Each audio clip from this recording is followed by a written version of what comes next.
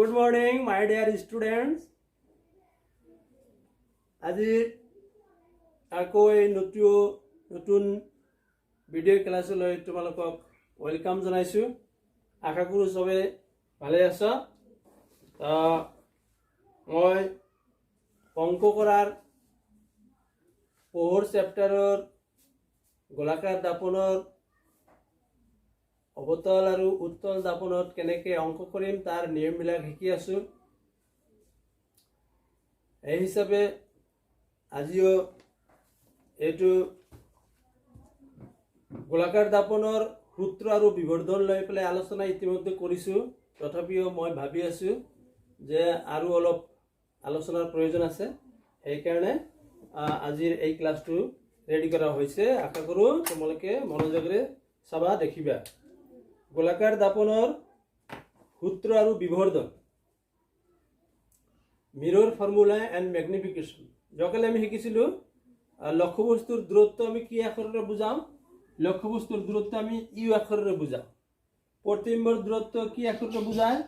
V আখৰৰ দ্বাৰা বুজোৱা হয়। ফোকাস দূৰত্ব কি আখৰৰ দ্বাৰা বুজোৱা হয়?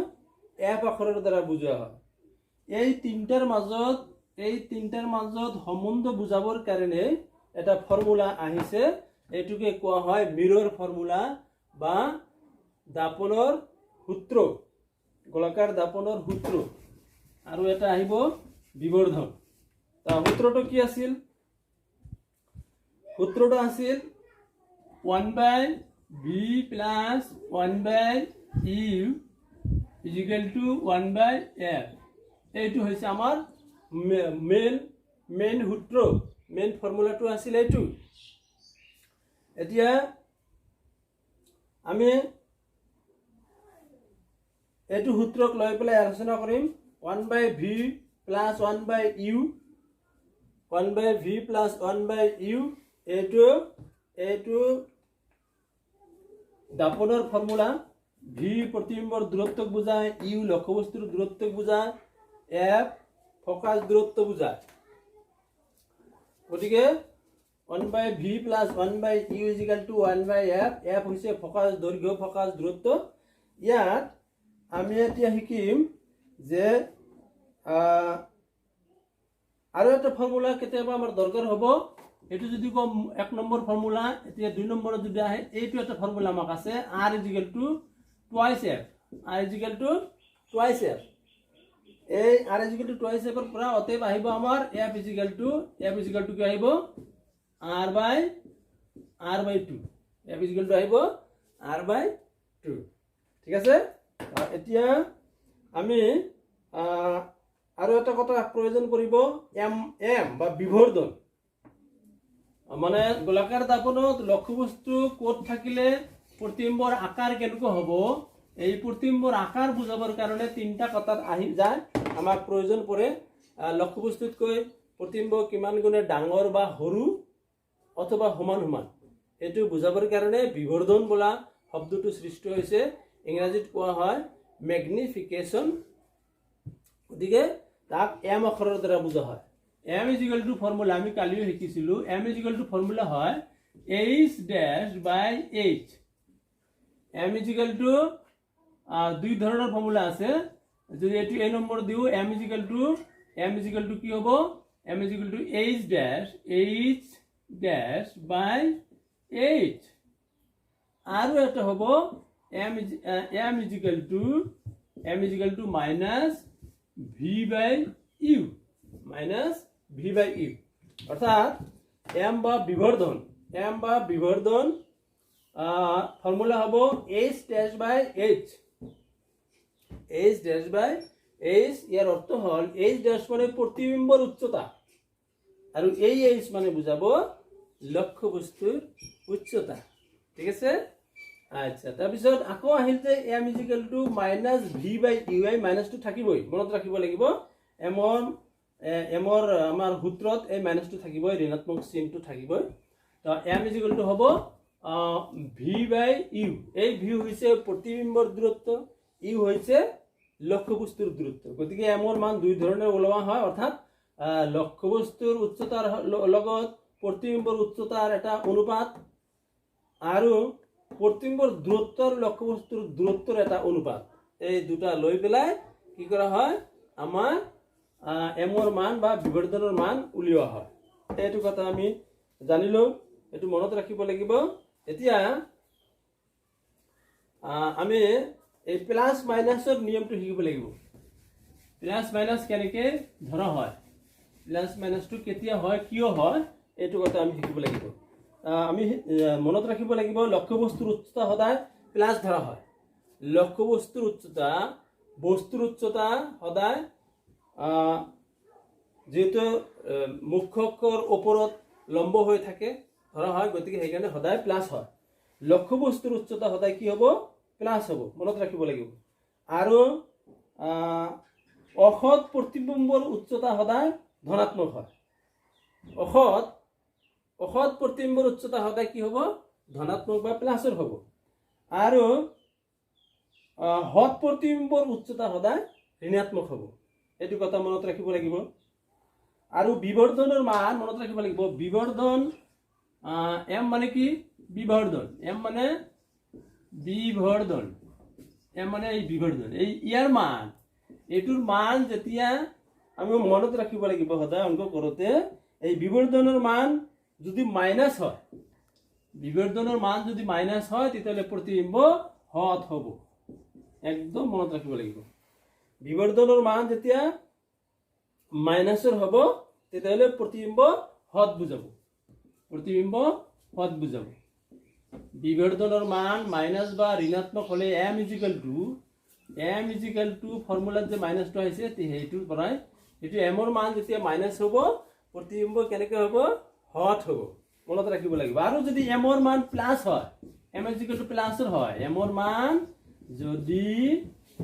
মান যদি প্লাসৰ হয় তেতিয়াহ'লে প্ৰতিবিম্ব কি হ'ব অসৎ হ'ব প্ৰতিবিম্ব অসৎ হ'ব মনত ৰাখিব লাগিব আচ্ছা m ৰ মান মাইনাস হ'লে হৎ m ৰ মান প্লাস হ'লে অসৎ m ৰ মান প্লাস হ'লে হ'ব অসৎ আৰু m ৰ মান মাইনাস হ'লে হ'ব হৎ এইটো কথা আমি ধুনীয়াকৈ মনত ৰাখিম তাৰ পিছত এতিয়া আহিব m ৰ মানৰ দ্বাৰা কেনেকৈ বুজিম আমি যে m ৰ মান যেতিয়া ওলাব প্লাস বা মাইনাসৰ 1 2 3 বা 1.5 বা এনেকুৱা অৰ্থাৎ গোটা সংখ্যা বা যদি ভগ্নাংশ হয় m ৰ মান তেতিয়াহ'লে কেনেকৈ বুজিম যে প্ৰতিবিম্বটো ডাঙৰ হ'ব নে সৰু হ'ব নে লক্ষ্যবস্তুৰ সমান হ'ব এইটো কথা আমি কেনেকৈ বুজিম এইটো অলপ আমি বহলাই ব্যাখ্যা কৰিব লাগিব বুজিব লাগিব নহ'লে অংক কৰাৰ পিছত অকল অংক শুদ্ধ হ'লেই নহ'ব অংক কৰি শেষ কৰাৰ পিছত আকৌ লিখিব লাগে যে প্ৰতিবিম্ব ক'ত অৱস্থান কৰিব প্ৰতিবিম্বৰ ক'ত গঠন হ'ব অৰ্থাৎ ভিৰ মান কিমান আকৌ প্ৰতিবিম্বৰ আকাৰ বা আকৃতি কেনেকুৱা হ'ব প্ৰতিবিম্বৰ আকাৰ বা আকৃতি কেনেকুৱা হ'ব এইটো কথা বুজাৰ কাৰণেই কিন্তু এই বিবৰ্ধন m ৰ মানৰ দ্বাৰা বুজা যায় m ৰ মানৰ দ্বাৰা আমি কি বুজিম প্ৰতিবিম্বৰ আকাৰ বা আকৃতি বুজিম প্ৰতিবিম্ব এটা সৰু হৈছে নে ডাঙৰ হৈছে নে সমান হৈছে সেইটো m ৰ মানে বুজাব কিন্তু আমি কেনেকৈ বুজিম 1 হ'লে কি হ'ব m ৰ মান 2 হ'লে কি হ'ব 3 হ'লে কি হ'ব প্লাস হ'লে কি হ'ব মাইনাস হ'লে কি হ'ব তাৰ পিছত গোটা সংখ্যা বা ভগ্নাংশ হ'লে কি হ'ব এইটো কথা আমি অলপ ব্যাখ্যা কৰিব লাগিব বুজাৰ প্ৰয়োজন আছে মই সেইটো কথা এতিয়া তোমালোকক বুজাই আছো লক্ষ্য কৰা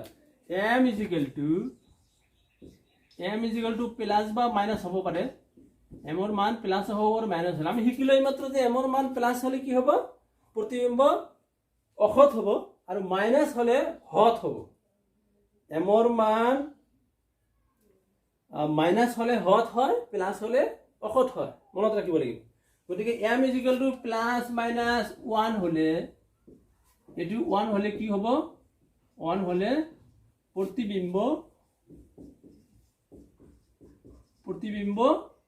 কি হ'ব লক্ষ্যবস্তুৰ লক্ষ্যবস্তুৰ সমান হ'ব।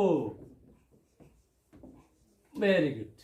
এতিয়া এইটো কথা মনত ৰাখিব লাগিব যে এমৰ মান যেতিয়া এম ইজ ইকুৱেল টু যেতিয়া প্লাছ হ'লে অসৎ হ'ব প্ৰতিবিম্ব আৰু মাইনাছ হ'লে হৎ হ'ব প্ৰতিবিম্ব। কিন্তু যদি এমৰ মান অংক কৰাৰ পিছত যদি এমৰ মান 1 ওলায় তেতিয়া বুজিব লাগিব যে প্ৰতিবিম্বটো লক্ষ্যবস্তুৰ সমান সমান হ'ব, আকাৰ হ'ব লক্ষ্যবস্তুৰ সমান। আচ্ছা, এতিয়া এম ইজ ইকুৱেল টু যদি প্লাছ মাইনাছ 2 হয় তেতিয়াহ'লে কি বুজিম যে প্ৰতিবিম্ব কেনেকুৱা হ'ব? প্ৰতিবিম্ব কি হ'ব? 2 গুণ ডাঙৰ হ'ব, 2 গুণ ডাঙৰ হোৱা বুজাব। প্ৰতিবিম্ব 2 গুণ ডাঙৰ বা বিবৰ্ধিত হোৱা বুজাব।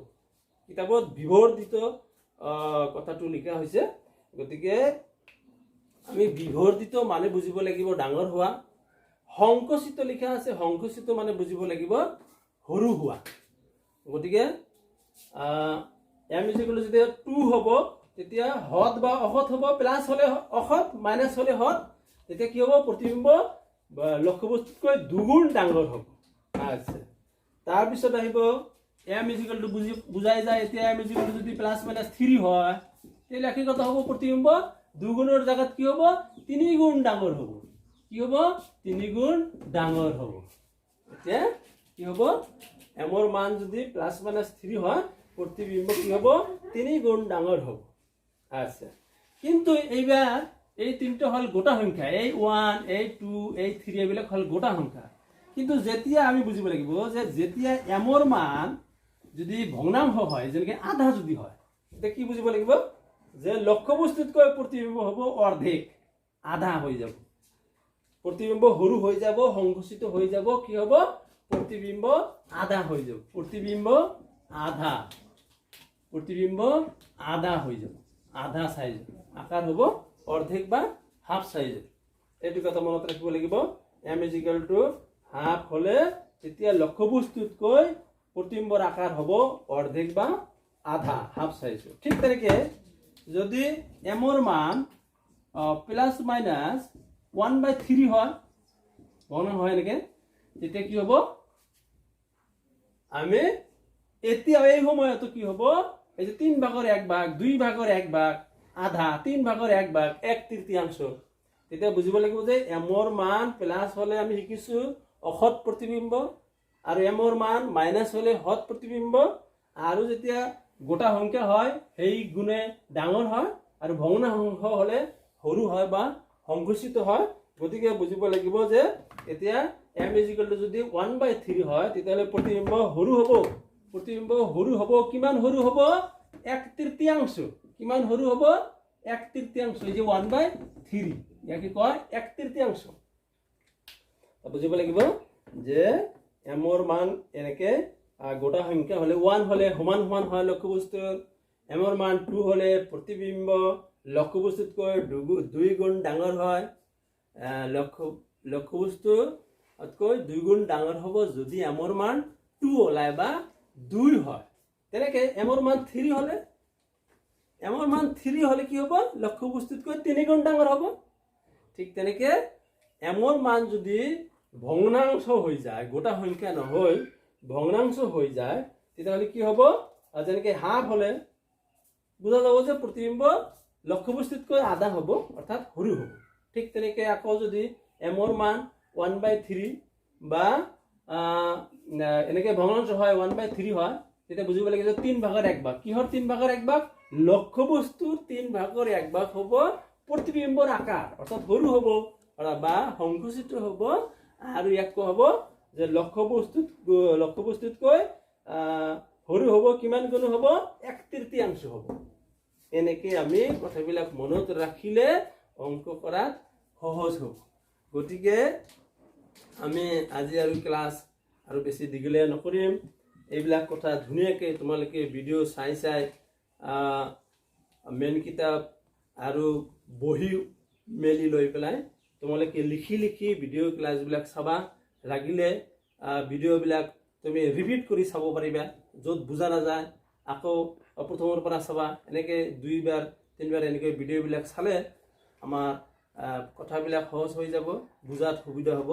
তোমালোকে ঘৰত থাকিবা, লকডাউনৰ নিয়ম কানুন মানি চলিবা আৰু সময় নষ্ট নকৰি, সময় ক্ষতি নকৰি আমি ঘৰতে বহি পঢ়া শুনা কৰিম, অধ্যয়ন কৰিম। যিহেতু বহুত দিন আৰু স্কুল নুখুলিব, স্কুল কেতিয়া খুলিব ঠিক নাই। এতিয়া গৰমৰ বন্ধ দি দিছে, মে' মাহ, পুৰা মে' মাহটো গৰমৰ বন্ধ দি দিছে।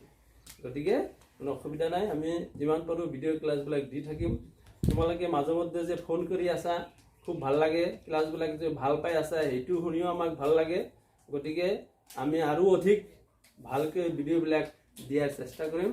তোমালোকে ঘৰত থাকি সেইবিলাক অধ্যয়ন কৰিবা। গতিকে আজি আৰু দীঘলীয়া নকৰোঁ, সকলোকে আকৌ এবাৰ ধন্যবাদ জনাই সকলোৰে সুস্বাস্থ্য কামনা কৰি মোৰ ক্লাছ ইয়াতে শেষ কৰিছোঁ।